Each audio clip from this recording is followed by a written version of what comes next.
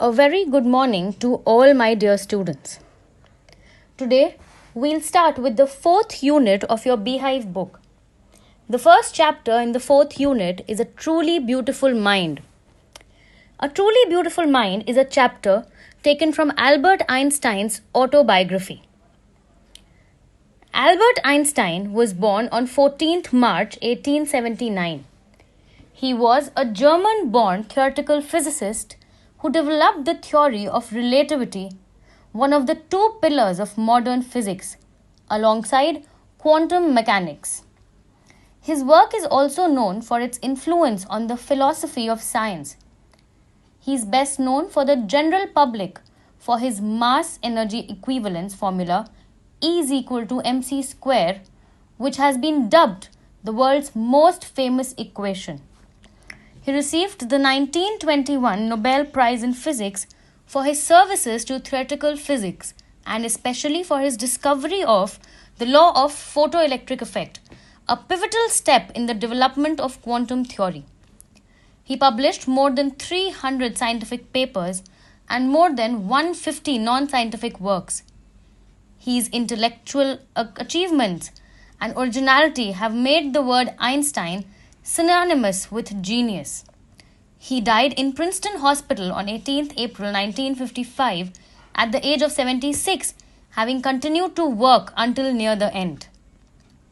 This chapter is named A Truly Beautiful Mind. It is about Albert Einstein, and we all know that he was a great scientist. The title of the chapter refers to Albert Einstein. This is a short biography of his where some of his qualities have been highlighted. Albert's interest in mathematics and physics and also his humanitarian attribute. The title A Truly Beautiful Mind makes one wonder that how can a scientist's mind be beautiful? It is so because in this lesson we come across another aspect of Einstein. He was a humanitarian.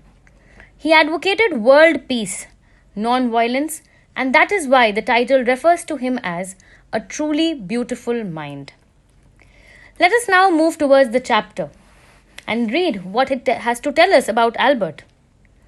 Albert Einstein was born on 14th March 1879. He was born in a city named Ulm in Germany. When he was a child, no one could predict that one day he would become a great scientist. He was like all the other children.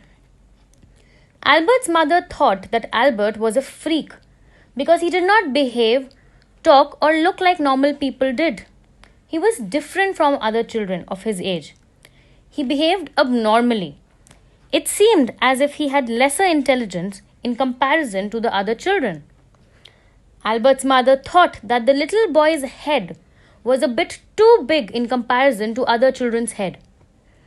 Albert Einstein started talking when he was 2.5 years of age. Finally, when Einstein started speaking, he used to repeat the words. That is, he used to say every word twice. Einstein remained to himself all the time. He used to play with himself only. From the very beginning, since his childhood, he loved mechanical toys. Such toys in which some kind of machinery was used, such as automated cars, automated airplanes. When his sister was born and he looked at her, he could not see her feet. He was wondering where the baby's wheels were. That means the feet of the baby. As Albert Einstein used to play with toys and all the toys had a set of wheels, to him his sister Maja seemed to be a toy too, and so he might have thought that where were her wheels. The headmaster of Einstein's school told Einstein's father that Einstein would never be successful in whatever profession he chose. Einstein was a very good violinist. He learned playing violin at the age of 6 because his mother wanted him to learn to play it. All his life he was an amateur violinist. He played the violin as a hobby and not as a profession. Albert Einstein was a very good student. He went to a school in Munich because his family had moved from Ulm to Munich when he was 15 months old and scored good marks in almost every subject. Einstein was so suffocated in that school that he could not follow the strict discipline, and so he left the school forever. When Albert Einstein left school, 1 year before that, his parents had moved to another city, Milan, which is in Italy. Albert was left behind in Munich with his relatives. In the next video, we'll read further.